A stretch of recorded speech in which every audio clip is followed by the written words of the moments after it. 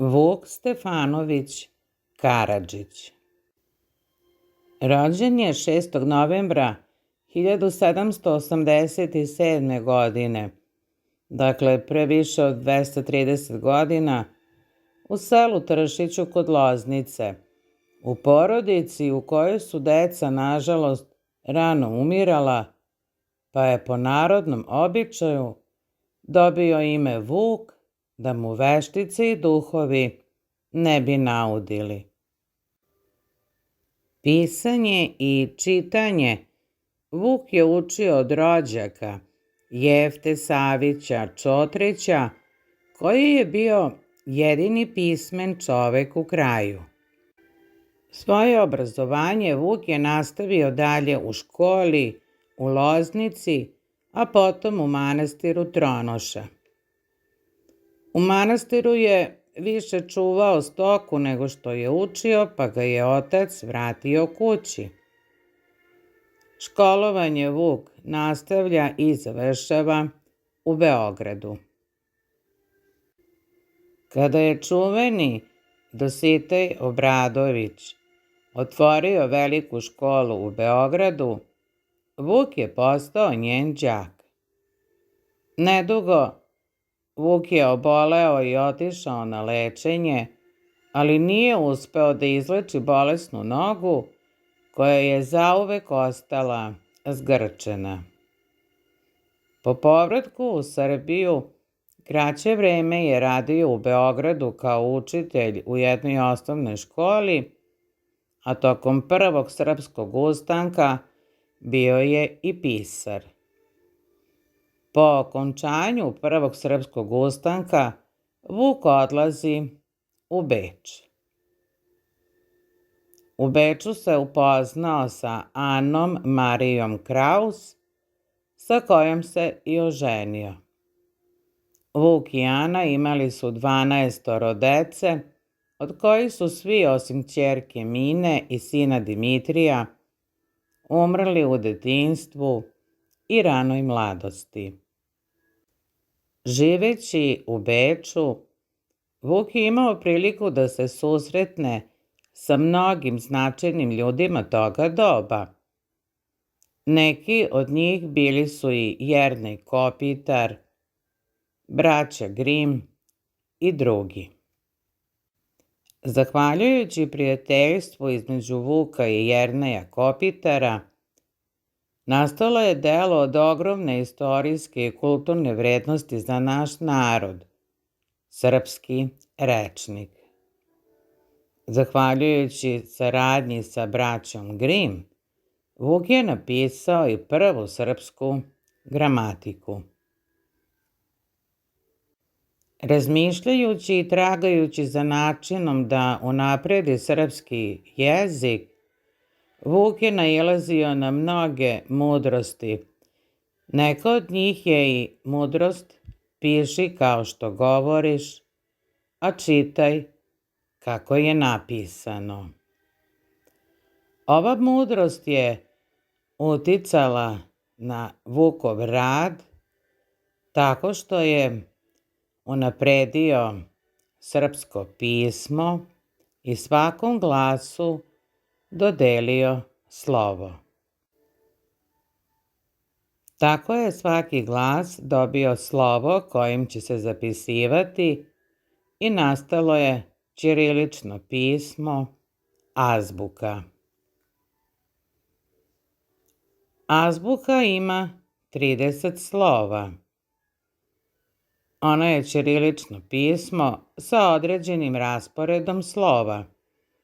Azbuka je dobila naziv po njenim prvim slovima A i B, koje su se nekada izgovarala kao az i buki.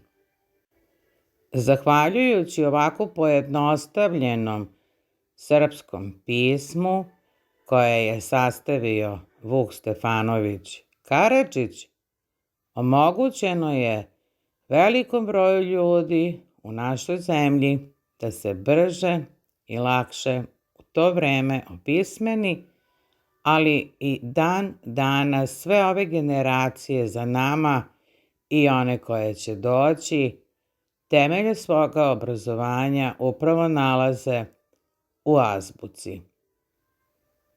Sa azbukom sva ona usmena reč koja se izgovori može da se prenese na papir.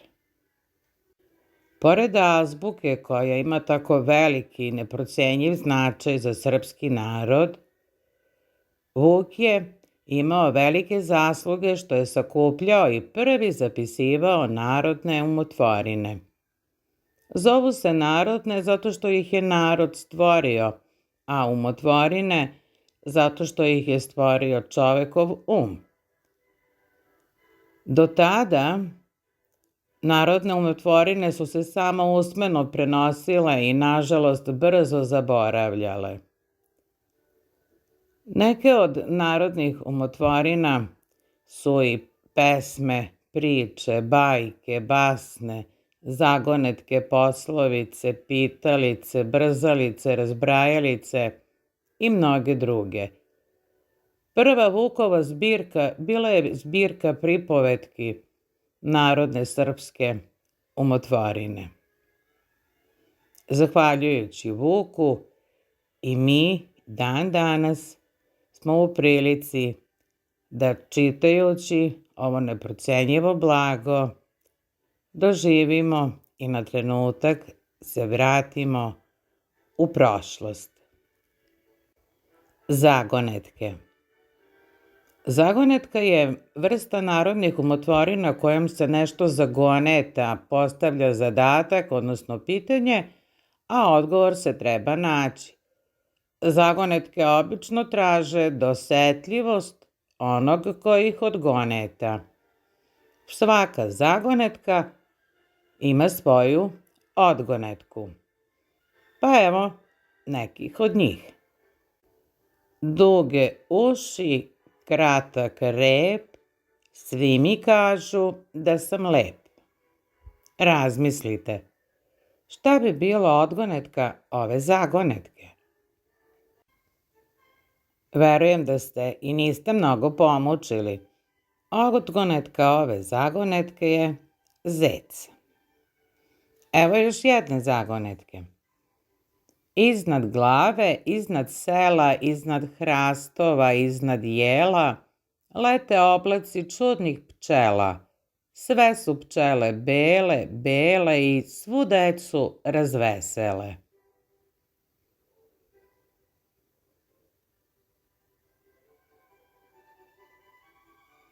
Verujem da vam i ova zagonetka nije bila mnogo teška. Odgonetka ove zagonetke je sneg. Evo još jedne zagonetke. Druge zove, a sebe ne čuje. Razmislite. Ko je to ili šta je to? Druge zove, a sebe ne čuje.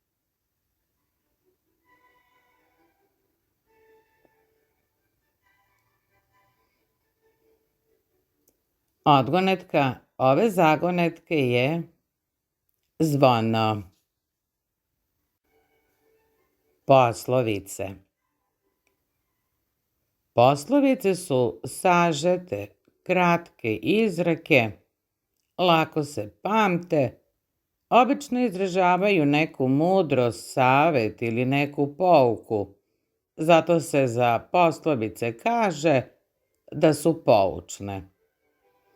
Evo neki od njih. Lepa reč gvozdena vrata otvara. Verujem da razumete ovu poslovicu. Evo još jedne. Nema hleba bez motike. Sigurno uočavate savet koji nam ova poslovica daje, da sve ono što radimo i želimo da imamo, moramo najpre da zasučemo rukave, da se potrudimo da bismo stigli do nečega što želimo. Evo još jedne poslovice. Vuk dlaku menja, a ćud nikada.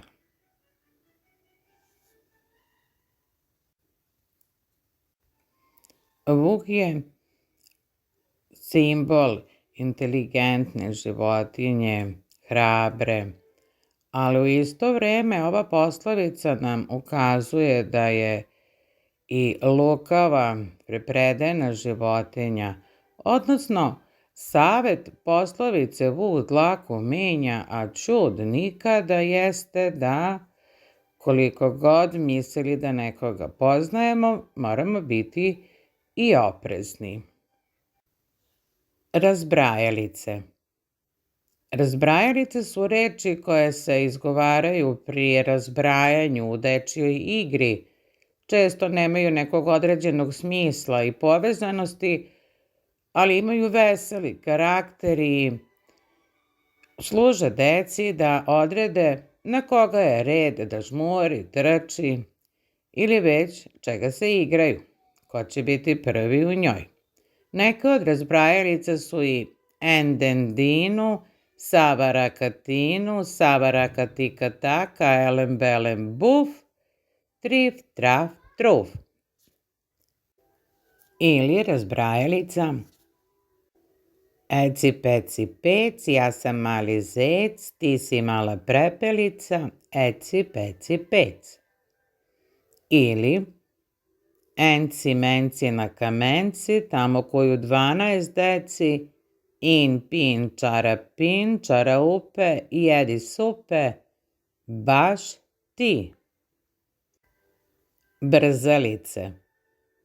Brzalice su reči i rečenice teške za izgovor, treba ih brzo izgovoriti da se ne pogreši, a cilj ovih brzalica jeste da zabave.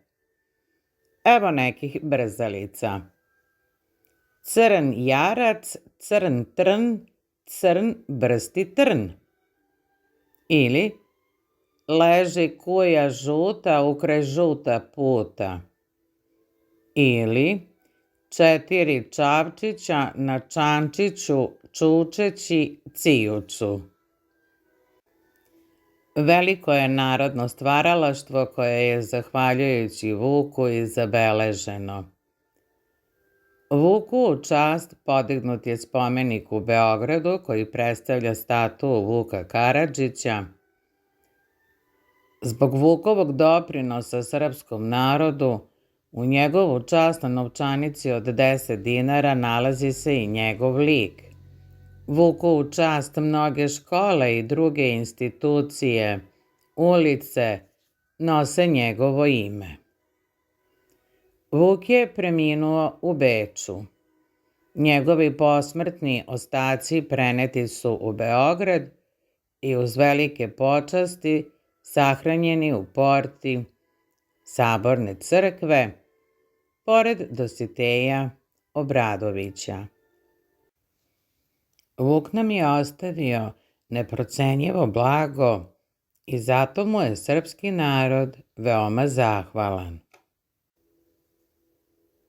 Čačanski pesnik Ranko Simović napisao je predivnu pesmu posvećenu Vuku Karadžiću. Vuk je hteo gde god krene da se ljudi opismene, za slobodu da se bore i za jezik kojim zbore. Ostaše nam posle Vuka lepa slova i azbuka. Sad ih piše svaka ruka radošću i bez muka.